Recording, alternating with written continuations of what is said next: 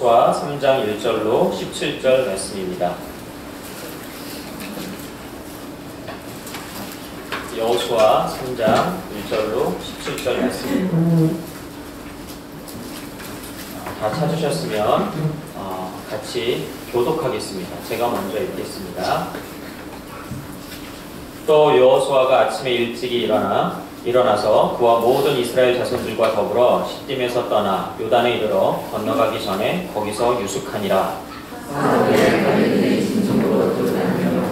백성에게 명령하여 이르되 너희는 레위 사람 제사장들이 너희 하나님 여호와의 언약궤 매는 것을 보거든 너희가 있는 곳을 떠나 그 뒤를 따르라.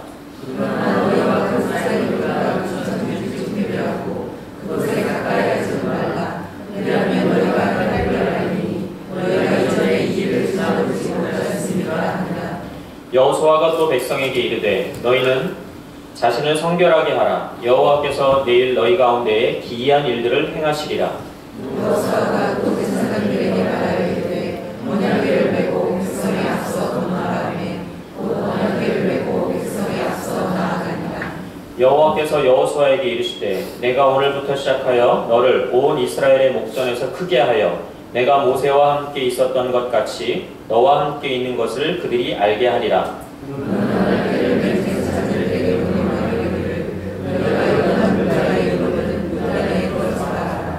여호수아가 이스라엘 자손에게 이르되 이리 와서 너희의 하나님 여호와의 말씀을 들으라 하고 하나님이 너희 가운데 계시사 가나안 족속과 헷 족속과 히브리 족속과 이스라엘 족속과 길가스 족속과 아모리 족속과 여호수 족속을 너희 앞에서 반드시 찾아주시기를 너희가 보라 온 땅의 주의 언약궤가 너희 앞에서 요단을 건너 가나니 이제 이스라엘 지파 중에서 각 지파에 한 사람씩 12명을 가라. 온 땅의 주 여호와의 궤를 맨 제사장들의 발바닥이 요단물을 밟고 멈추면 요단물 곧 위에서부터 흘러내리던 물이 끊어지고 한 곳에 쌓여 서리라. 백성이 요단을 건너려고 자기들의 장막을 떠날 때에 제사장들은 언약궤를 메고 백성 앞에서 나아가리라. 요단이 곡식 거두는 시기에는 항상 언덕에 넘치더라. 궤를 맨 자들이 요단에 이르며 궤를 맨 제사장들의 발이 물가에 잠기자.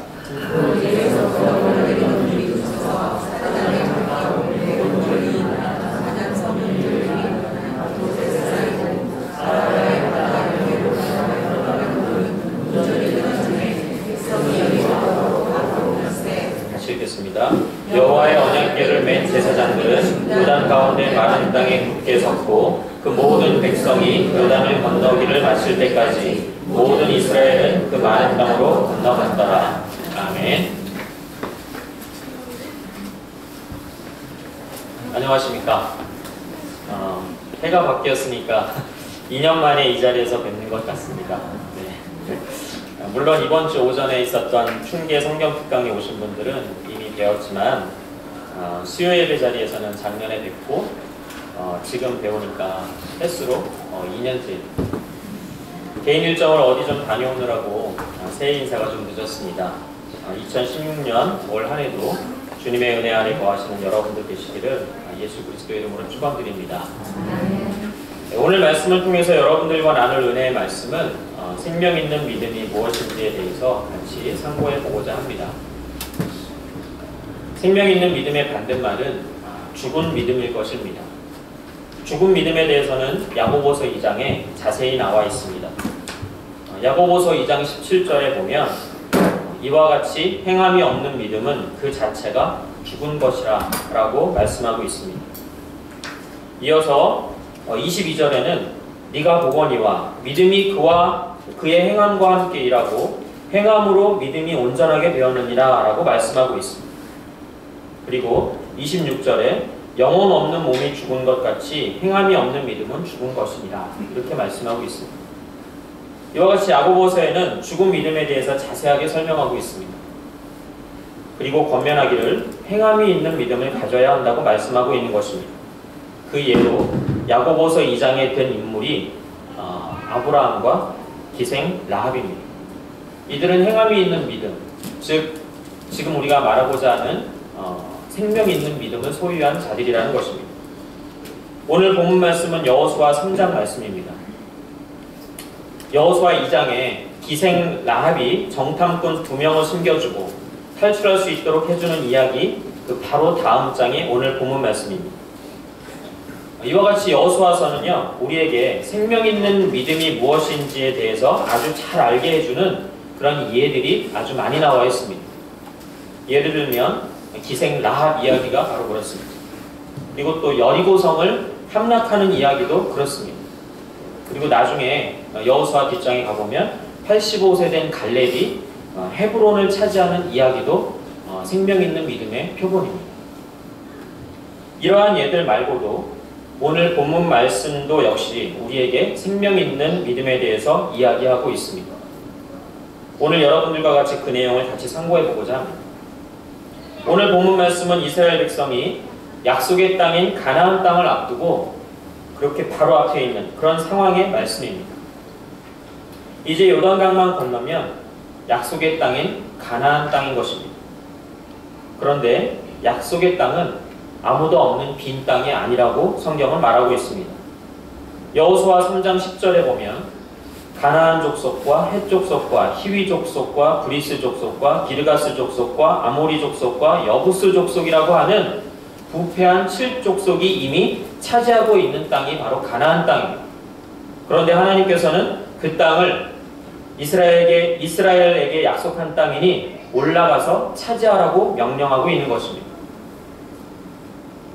지난 12월에 제가 신명기 파트를 설교해서 살펴보았습니다. 신명기 설교에서 살펴보았듯이 출애굽 1세대들은요, 하나님의 약속을 믿지 못했습니다. 하나님께서 하신 이 약속, 그 가나안 땅을 차지하라고 하는 그 약속을 믿지 못했습니다. 그들은 12 정탐꾼을 보내어 가나안을 살펴보고 오게 했습니다. 그런데 그 12 정탐꾼들이 정탐을 다녀온 후에 여호수아와 갈렙, 이 두 사람을 제외하고는요, 그 땅에 대해서 악평을 하고 있습니다.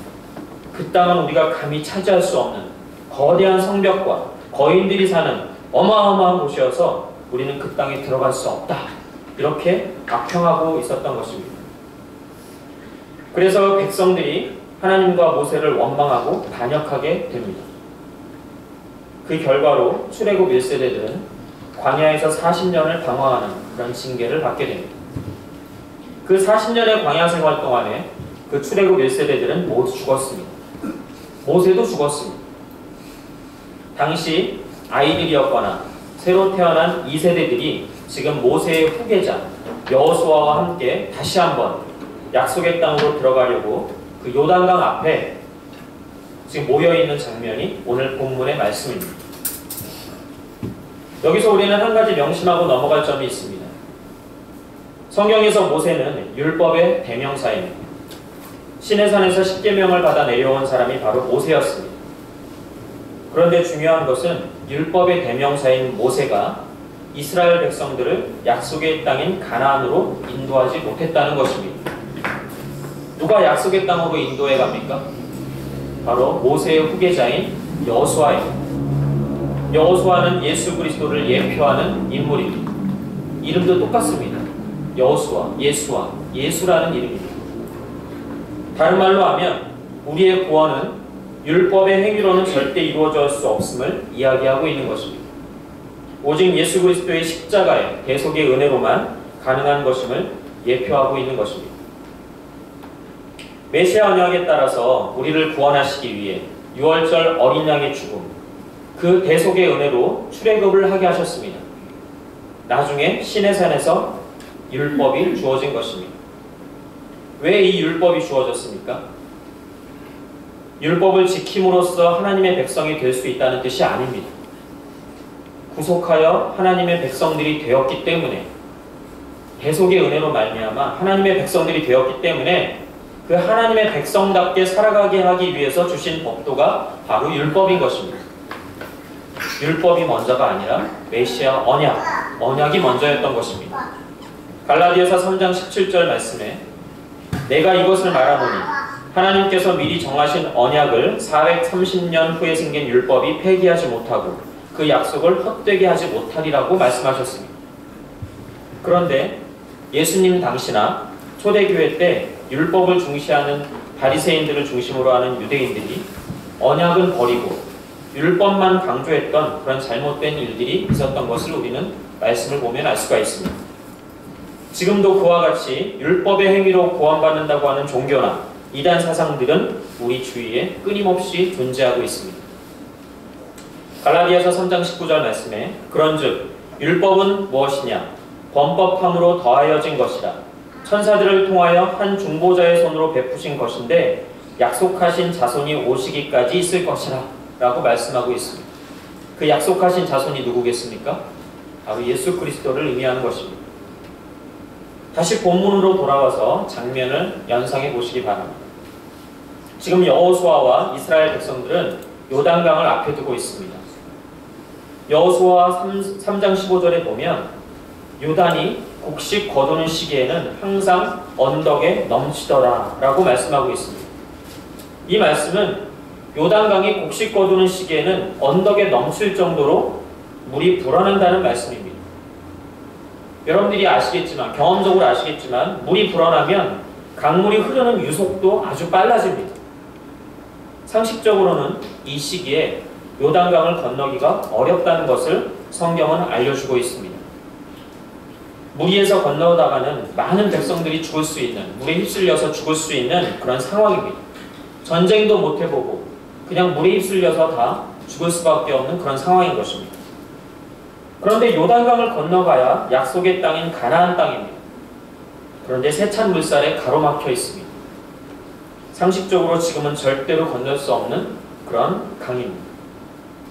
그런데 하나님은 명령하십니다.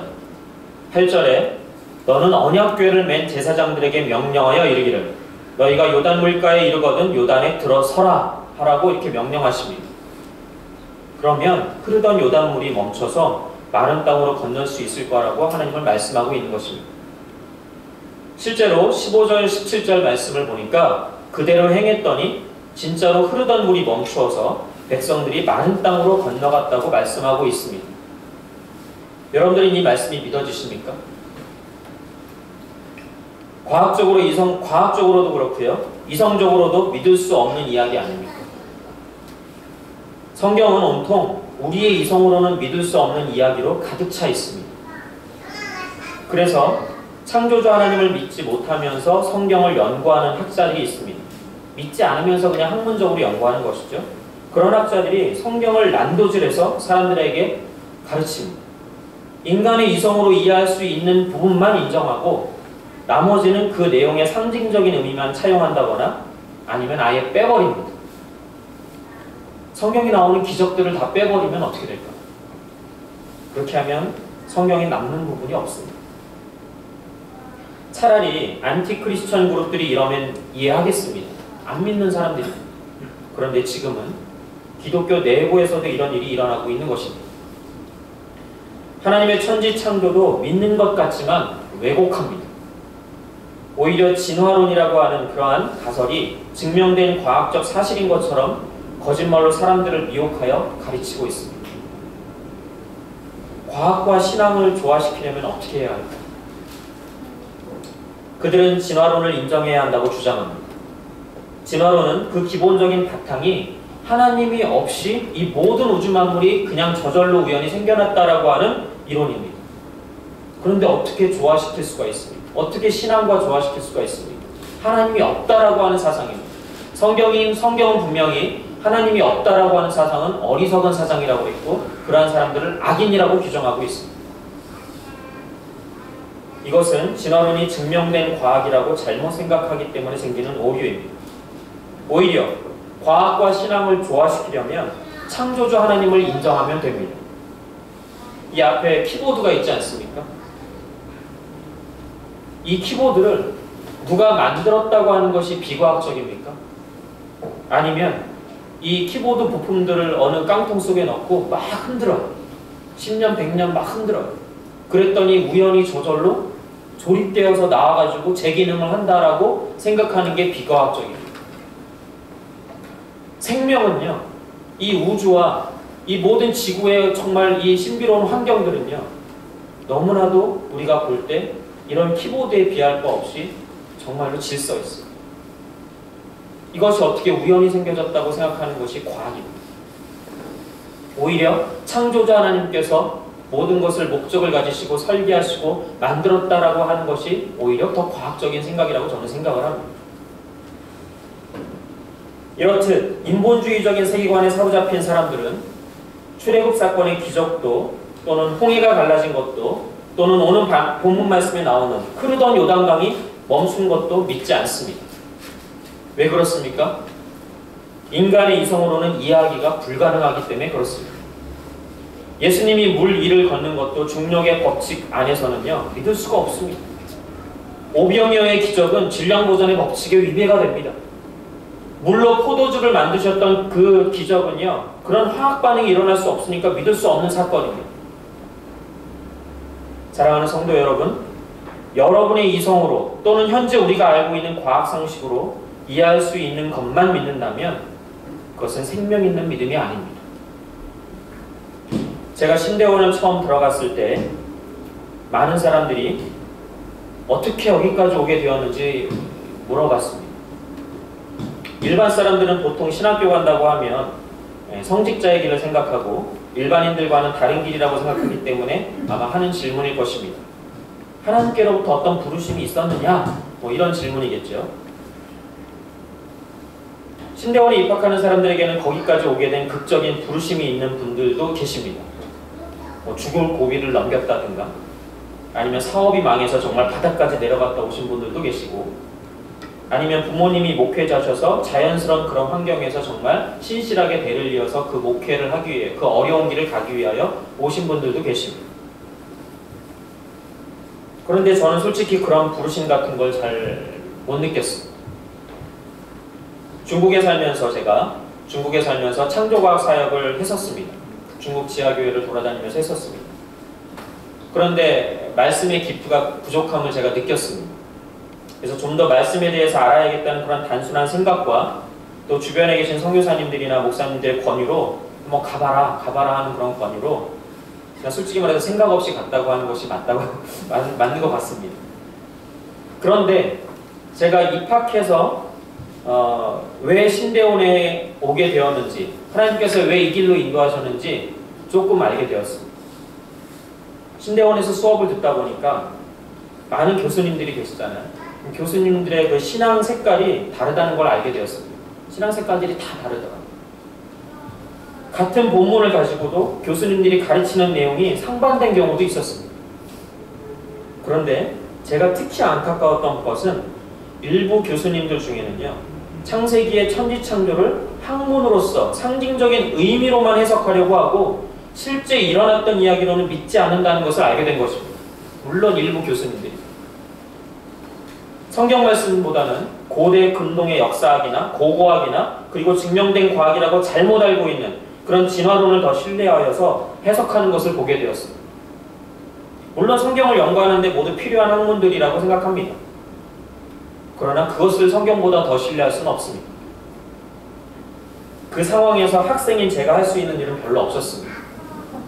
저는 논쟁도 솔직히 잘 못합니다. 더군다나 교수님하고는 말빨이 딸려서 당연히 상대가 되지 않습니다. 네. 그래서 제가 생각해낸 것이 학생으로서 할 수 있는 일을 생각해낸 것이 신대원에 창조과학 동아리를 만드는 것이었습니다. 3년 다니는 동안에 동아리를 꾸준히 유지했습니다. 제가 야간 신대원을 다녔기 때문에 수업이 1시간 일찍 끝나는 금요일 밤 9시부터 10시까지 매주 한 차례씩 6학기 동안 창조과학 동아리 수업을 진행했습니다. 그러면 신대원생들이 들어와서 그 수업을 듣고 또 보통 신대원생들은 주일학교나 중고등부 전도사님들이 이제 많이 있기 때문에 그분들이 거기 가서 또 적용하고 가르치고 하는 저는 그게 너무 좋았습니다. 지금은 제가 졸업한 이후에 지금은 헌신된 다른 분이 동아리를 맡아서 계속해서 진행하고 계십니다. 그분은 저처럼 직장에 매인 분이 아니라서 낮에 할 수 있기 때문에 더 많은 학생들이 지금 참여하고 있답니다. 얼마나 감사한 일인지 모르겠습니다. 저는 제가 졸업하면 동아리도 끝인 줄 알았습니다. 그런데 더 잘 되고 있는 것입니다. 제가 하는 것이 아니고 하나님이 원하시는 일이었기 때문이라고 저는 생각을 합니다. 뒤돌아보니까 하나님이 저를 신대원에 부르신 이유가 첫 번째는 바로 이것 때문이었다고 생각합니다. 물론 다른 이유도 있었겠지만요. 창조주 하나님의 이름을 높여라. 말씀을 왜곡하지 말고 창조주 하나님의 전능하신 능력을 높이라는 그 사명 말입니다. 여러분들도 이제는 말씀을 분별할 수 있어야 합니다. 홍수 때에 오히려 먹을 물이 없는 것처럼 말씀의 홍수 속에 살고 있는 이때에 오히려 말씀을 들을 때에 여러분들은 분별해서 들어야 할 것입니다. 삼위일체 하나님의 전지전능하심을 훼손하는 그 어떠한 말씀도 배척해야 될 것입니다. 예수 그리스도 외에 다른 길을 제시하는 그 어떤 길도 진리가 될 수가 없습니다. 다시 본문으로 돌아갑니다. 오늘 본문 3절, 4절 말씀에는 무엇이라고 나오냐면 관리들이 백성에게 명령하여 이르되 너희는 레위 사람 제사장들이 너희 하나님 여호와의 언약궤 매는 것을 보거든 너희가 있는 곳을 떠나 그 뒤를 따르라 하면서 백성들의 그 대형을 정해주고 있습니다. 그리고 명령한 대로 그대로 행하면 4절 후반부에 뭐라고 나오냐면 너희가 행할 길을 알리니 너희가 이전에 이 길을 지나보지 못하였음이니라 라고 말씀하고 있습니다. 이 4절 말씀은 아브라함을 연상시킵니다. 아브라함이 창세기 12장 4절에 보면 여호와의 말씀을 따라갔다라는 말씀이 나옵니다. 이것은 다시 말하면 3절에 여호수아 지금 보고 있는 3장 3절에 여호와의 언약궤를 따라가려고 한 말씀과 연결이 되는 것입니다. 여호와의 언약궤는 곧 하나님의 말씀입니다. 지금 여호와의 언약궤가 먼저 가고 그 뒤를 백성들이 따라갑니다. 정말 건널 수 없는, 상식적으로는 건널 수 없는 그 요단강을 여호와의 언약궤가 먼저 지나가는 것입니다. 아브라함도 마찬가지였습니다. 하나님의 말씀을 따라갔다는 말씀이 창세기 12장 4절에 나오고 있는 것입니다. 또 아브라함은 여호와 하나님의 말씀에 순종하여 갈 바를 알지 못했다고 나옵니다. 갈 바를 알지 못했지만 다시 말하면 한 번도 가보지 않은 처음 가는 길이었지만 하나님의 말씀대로 순종하여 갔던 것입니다. 그것을 히브리서 11장 8절에서는 믿음이라고 표현했습니다. 믿음으로 아브라함은 부르심을 받았을 때 순종하여 장래의 유업으로 받을 땅에 나아갈새 갈 바를 알지 못하고 나아갔습니다. 이렇게 나오고 있습니다. 본문의 여호와 하나님은 똑같은 명령을 여호수아를 통해서 이스라엘 백성들에게 하십니다. 여호와의 언약궤, 즉 말씀을 쫓아가라. 갈 바를 알지 못하는 처음 가는 길이지만 말씀을 쫓아가라. 이전에 가보지 못한 길이지만 말씀을 쫓아가는 것이 믿음이라는 것입니다. 따라서 생명 있는 믿음이라는 것은 여호와 하나님의 약속의 말씀을 따라가는 것입니다. 또한 생명 있는 믿음은 성장해야 하는 것입니다. 다시 말하면 성숙해져야 되는 것입니다. 물이 갈라져서 마른 땅으로 건넌 일은 이미 있었습니다. 여러분이 다 아시다시피 출애굽 1세대들이 홍해를 건넌 일입니다. 뒤에는 애국 군사들이 쫓아오고 있었고요. 앞에는 홍해가 가로막혀져 있어서 사면초가의 상황이었습니다. 출애굽기 다 아시죠? 그때 여호와 하나님께서 모세를 통해 홍해를 가르게 하십니다. 기적적인 일이 일어나는 거죠. 그래서 이스라엘 백성들은 그 갈라진 홍해의 마른 땅으로 건널 수가 있었습니다. 여기서 홍해가 갈라질 때의 그 장면과 오늘 본문 말씀, 즉 요단강이 갈라져서 건너갈 수 있는 그 장면과의 차이점이 무엇입니까? 홍해를 건널 때는 홍해가 갈라진 후에 갈라진 것을 보고 마른 땅으로 건너기 시작했습니다. 그런데 오늘 본문의 요단강은 흐르던 물이 언제 멈췄습니까? 물이 불어서 세차게 흐르던 요단강이 먼저 멈춰가지고 마른 땅이 나타나니까 그때서야 건너기 시작한 것이 아닙니다. 언약궤를 맨 제사장들이 여호와 하나님의 명령대로 그냥 세차게 흐르고 있는 그 물로 그냥 들어간 것입니다. 물이 아직 멈추지 않았어요. 그냥 들어가고. 그랬더니 제사장들의 발이 물에 잠기자 흐르던 물이 멈추었다고 성경은 말씀하고 있는 것입니다. 그리고 요단강의 흐름이 멈추자 17절 말씀해 보니까 여호와의 언약궤를 맨 제사장들은 요단 가운데 마른 땅에 굳게 섰고 그 모든 백성이 요단을 건너기를 마칠 때까지 모든 이스라엘은 그 마른 땅으로 건너갔더라 라고 증언하고 있습니다. 여기서 우리는 출애굽 1세대보다 믿음이 성숙해진 2세대를 볼 수가 있습니다. 출애굽 1세대는 갈라지는 것을 보고 건너기 시작했지만 출애굽 2세대는 보이는 증거는 없었지만 그냥 말씀대로 순종하여 언약궤를 맨 제사장들이 세차게 흐르던 요단강 물에 발을 담갔던 것입니다. 그랬더니 흐르던 물이 멈췄습니다. 우리의 믿음도 초보일 때는 뭔가 보여지는 게 있고 뭔가 스펙타클한 영적인 경험들이 있으면 신앙생활 하는데 재미가 있고 믿음이 자라가는데 유익한 점이 있을 수 있습니다. 그래서 하나님께서는 우리가 신앙의 초보일 때 그런 신기한 경험들을 하게 하시는 경우를 종종 보게 됩니다. 저희 어머니께서 해주신 간증이 도움이 될 것 같아 잠깐 소개해드리려고 합니다. 저희 어머니 안 나오셨죠? 네. 요즘 저희 아버님이 그 알츠하이머가 좀 심해지셔서 이제 외출을 잘 못하시는데 기도해 주십시오. 어쨌든 어머니의 그 간증입니다. 저 부모님은 5남매를 두셨습니다. 제가 막내입니다. 제가 태어나기 전의 이야기입니다. 제가 태어나기 전, 그러니까 옛날 얘기입니다. 제 위에 4명은 2살 터울씩입니다. 그래서 저는 그 뒤로 6년 뒤에 태어난 늦둥입니다. 늦둥입니다. 근데 제가 태어나기 전 그 6년 사이에 우리 부모님께서 교회를 다니게 되었습니다. 그러니까 5남매 중에서 저만 모태신앙이고 위에 4명은 모태신앙이 아닙니다. 실제로. 저에게는 참 감사한 일이 아닐 수가 없습니다. 저는 그걸 축복이라고 생각합니다. 어쨌든 제가 태어나기 전에 부모님께서는 애들 4남매를 데리고 사글세빵을 전전하셨습니다. 그 당시 다 어려웠잖아요. 그런데 애들이 4명이나 딸린 집에 세를 주는 집이 별로 없었답니다. 그렇지 않겠습니까? 집주인이 별로 안 좋아하겠죠. 그러다가 어렵게 방을 구했는데 하필 박수무당집이었습니다. 그때는 부모님께서 교회 다닌 지가 얼마 안 된 초신자였기 때문에 잘 모르기도 했고요. 그 당시에는 또 찬밥 더운 밥을 가릴 처지가 아니었기 때문에 그 방에 들어갔다고 하십니다. 어머니 말씀이 오히려 좋았다고 합니다. 왜냐하면 박수무당집이라 구슬하고 남은 음식들이 많았대요. 그리고 또 손님들이 두고 간 먹거리들이 되게 많았다고 합니다. 그러니까 그 집에서 그걸 다 소화를 못하니까 애들 많은 집엔 우리 집에 그걸 다 갖다 줬다는 거예요. 막 간식거리 이런 것들. 얼마나 좋았겠습니까? 먹고 살기 힘든 시절에. 그래서 어머니는 되게 좋았답니다. 그런데 말입니다. 교회 나간 지 얼마 안 된 부모님이지만 성경 찬송이 방에 있었을 거 아니겠습니까? 아마 그 성경 찬송이 그 보이는 탁자에 항상 있었나 봅니다. 뭐 잘 들춰보지도 않았겠죠. 초신자니까 그냥 탁자에 넣어야지 있겠죠. 근데 박수무당 그 주인이 어느 날 그 집에 찾아왔다. 박수무당이 말하기를 나는 이미 귀신에 잡힌 몸이라 어쩔 수가 없다. 당신들이 들어오고 나서 점이 안 쳐진다. 방도 알아봐주고 새 방도 알아봐주고 이사 비용 다 대줄 테니까 이사 가라. 진짜 그렇게 말씀하셨다.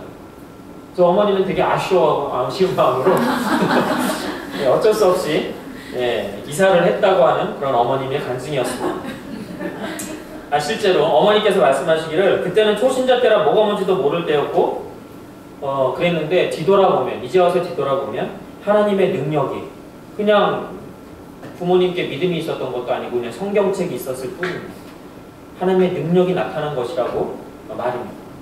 박수무당집에 있으면 뭐가 신앙에 유익이 있었겠습니까? 그러니까 떠나게 하신 거죠. 그 뒤로 신앙생활을 잘 하셔서 여기까지 오셨습니다. 그리고 저를 낳았고요.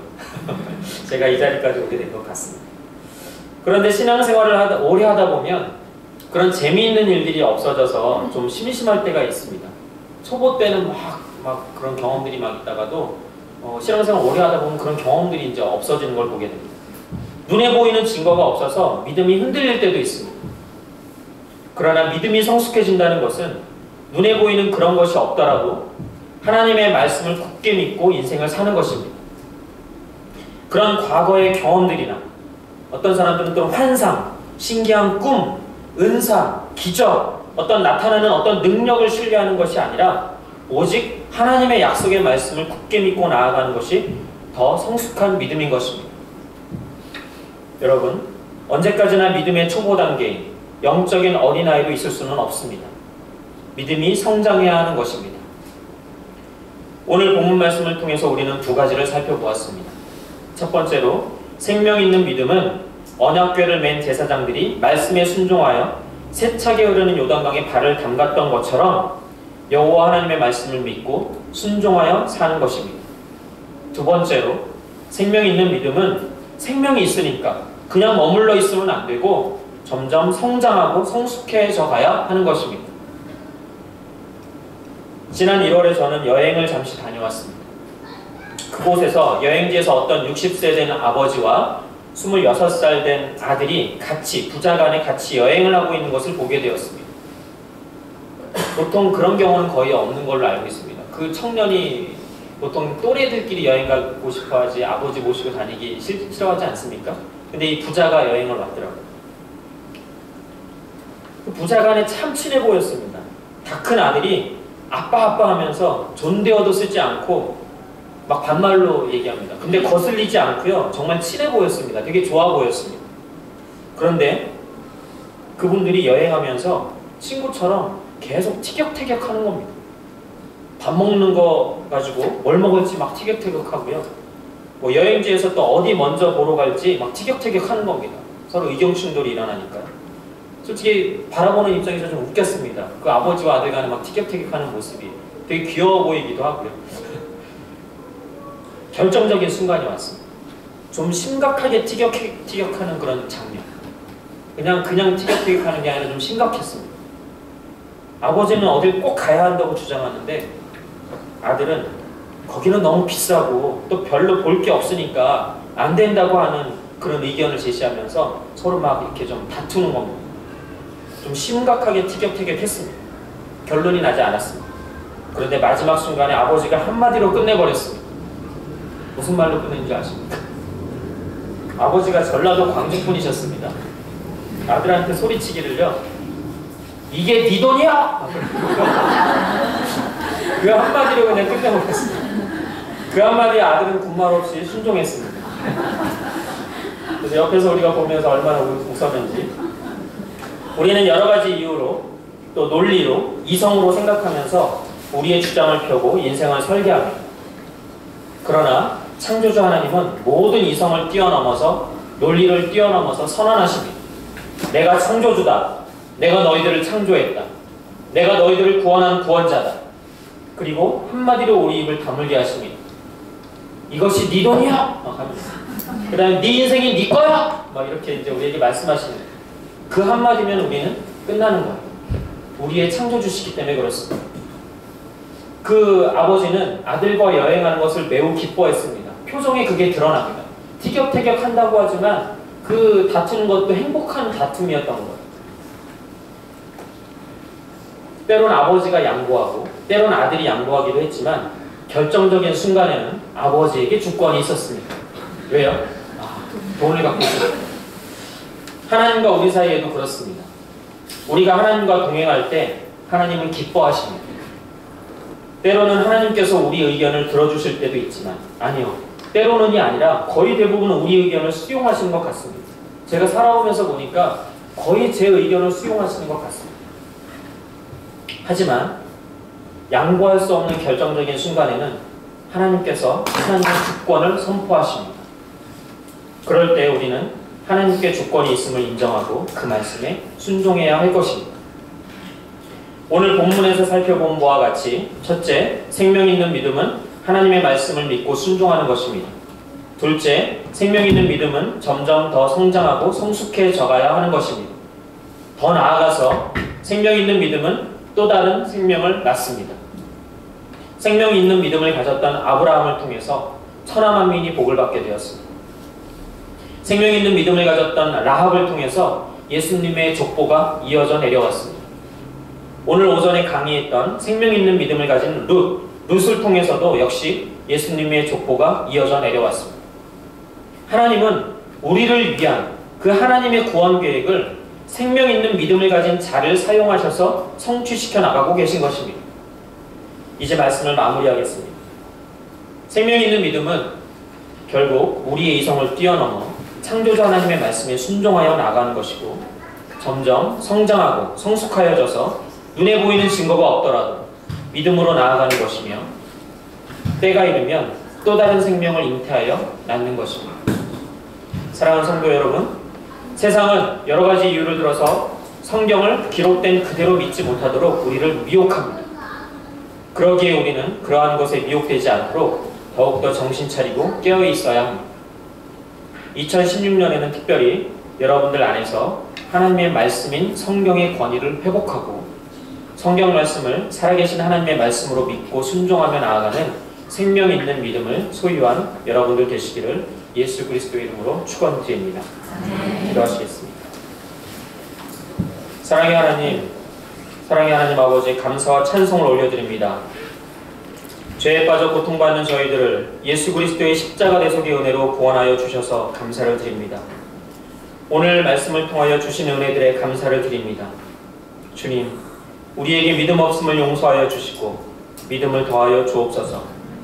주님, 우리를 불쌍히 여겨주셔서 이 혼탁한 세상을 이기고도 남을 생명 있는 믿음을 소유할 수 있도록 우리에게 믿음을 더하여 주옵소서. 우리를 위한 하나님의 구원 계획을 성취시켜 나가는데 쓰임받는 생명 있는 믿음을 소유한 저희들이 되게 하여 주옵소서. 모든 것 감사하며 우리 주 예수 그리스도의 이름으로 기도 올려옵나이다. 아멘.